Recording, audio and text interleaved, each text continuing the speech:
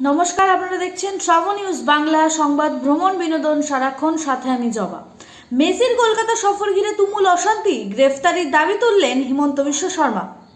Lionel মেসির কলকাতা ট্যুরে সল্টলেক স্টেডিয়ামে তৈরি হওয়া চরম বিশৃঙ্খলা নিয়ে এবার সরব অসমের মুখ্যমন্ত্রী হিমন্ত বিশ্ব শর্মা। সরাসরি দাবি, এই ঘটনার দায়ে পশ্চিমবঙ্গের মুখ্যমন্ত্রী তথা স্বরাষ্ট্রমন্ত্রী মমতা বন্দ্যোপাধ্যায় এবং পুলিশ কমিশনারের বিরুদ্ধে ব্যবস্থা নেওয়া উচিত ছিল। তার অভিযোগ, মেসির অনুষ্ঠানে আইন শৃঙ্খলা পুরোপুরি ভেঙে পড়েছিল, আর এর মূল কারণ ভিআইপি কালচার। হিমন্তের বক্তব্য, পশ্চিমবঙ্গ এমন একটি রাজ্য হয়ে উঠেছে যেখানে কিছুই আগে থেকে অনুমান করা যায় না। তিনি বলেন, মেসির মতো বিশ্ববিখ্যাত ফুটবলারের অনুষ্ঠানে এমন অব্যবস্থা আন্তর্জাতিক স্তরে রাজ্যের মুখ পুড়িয়েছে। পাশাপাশি বাংলায় সাধারণ মানুষের ওপর প্রতিদিন অত্যাচারের অভিযোগ তুলে মুখ্যমন্ত্রীর আত্মসমালোচনার দাবি করেন তিনি।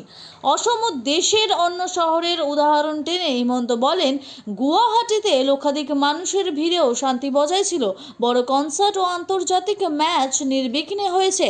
অথচ কলকাতায় মেসির অনুষ্ঠানে মাত্র কয়েক মিনিটেই পরিস্থিতি নিয়ন্ত্রণের বাইরে চলে যায়, এই প্রশ্নই তুলছেন তিনি।